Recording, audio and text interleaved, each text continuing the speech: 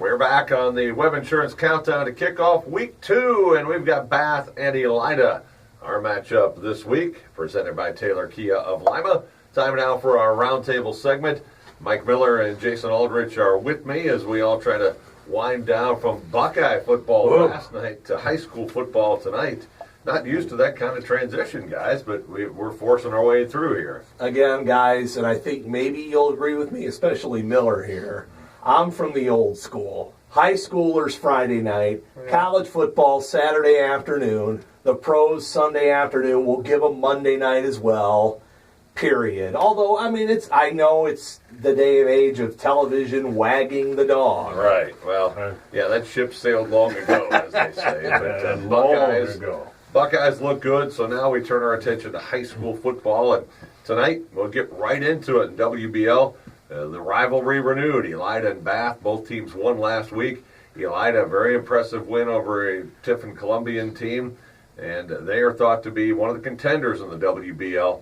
They bring their high-powered offense to Bath tonight. Mike, if folks watched Indiana last night, they'll see somewhat similar take from Elida. They want to snap that ball quickly.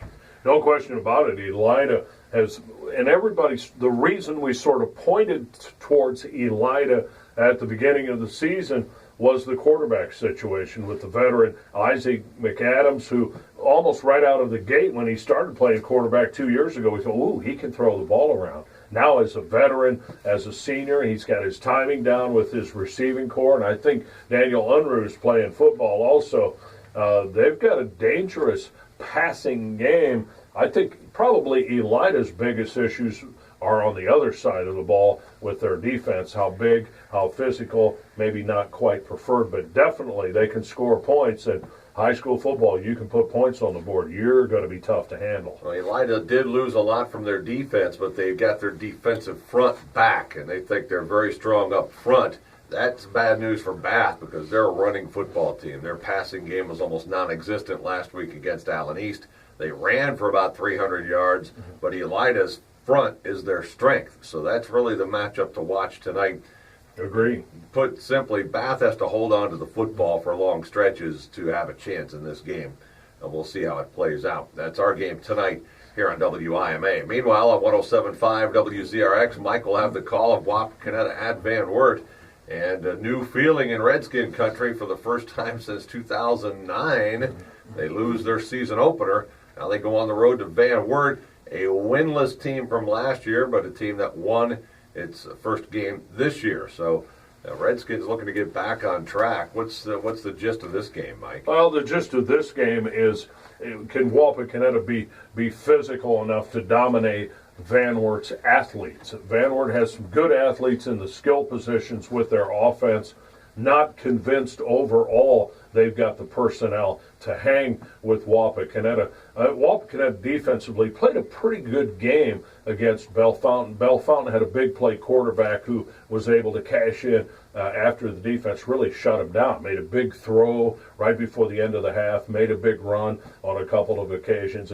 And many people think Bellefontaine might be as good as anybody in the Western Buckeye League. So Wapakoneta had a great test in their opener. The big issues for Wapakoneta is offensively. They were very inconsistent play to play. And if you can't string some plays together, then all of a sudden you look at the clock and we haven't done anything.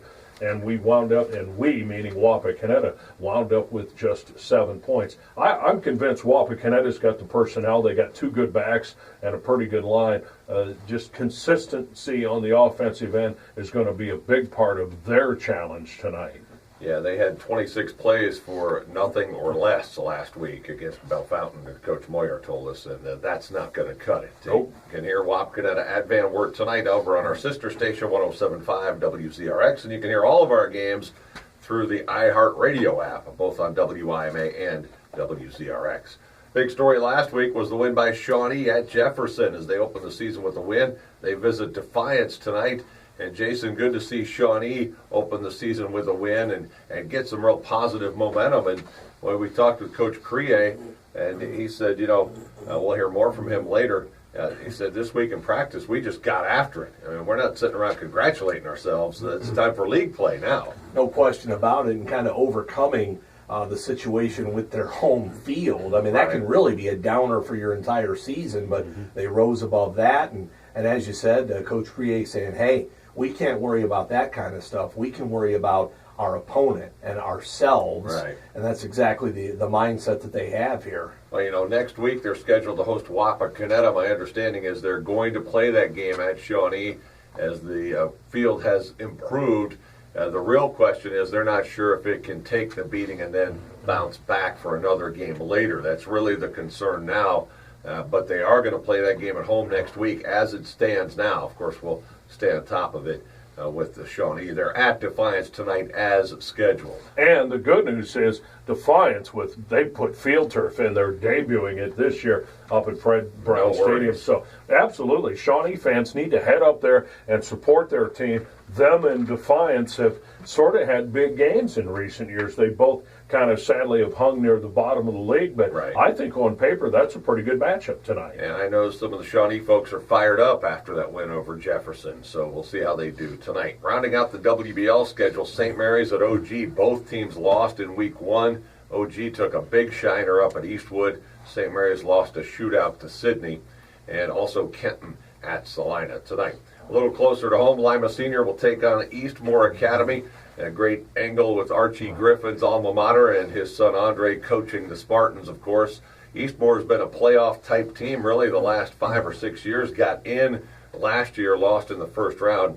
They did lose quite a bit with only 3 starters returning, but the Warriors are a type of program that can come in here and get the Spartans. Big thing for Lima.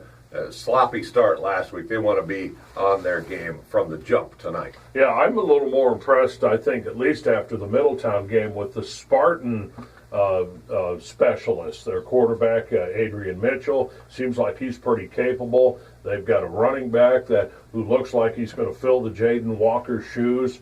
And they've got some athletes on both sides of the football, especially defensively, that gives them a chance against the kind of people they play.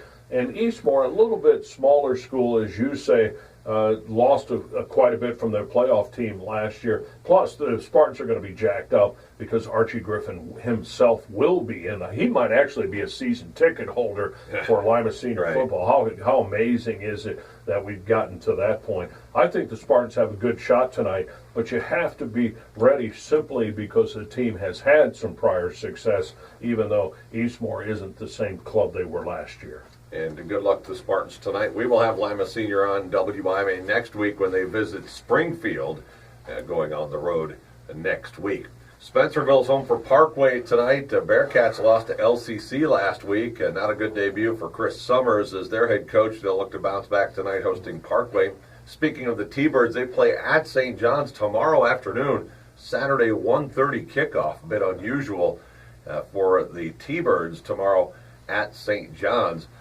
Bluffton is home for Van Buren. Perry visits Allen East, 2 teams looking for their first victories of the season. I like the Central Catholic St. John's game Saturday afternoon. Mm-hmm. And do you think the fact that there was no Buckeyes had something to do with that a little bit? Yeah, it probably did, although maybe they thought there was a Buckeye game originally when they did the schedule because they probably had this game scheduled before the Buckeye schedule came out, I'm guessing. But either way, it's an interesting kick time for 1:30. So I think it's a great move. Yeah, and this is a series that's been played now for maybe 6 or 7 years in succession. Of course, the basketball series is huge between St. John's and LCC, but through the years they've not played a lot in football until recently. And both teams won week 1, big wins, in fact, and we'll see how that goes tomorrow afternoon. And we will take a break. The Web Insurance Countdown to Kickoff continues. Coming up next, we'll hear from Jason Geiser with your hometown stations. Our game tonight is Elida at Bath here on 1150 WIMA.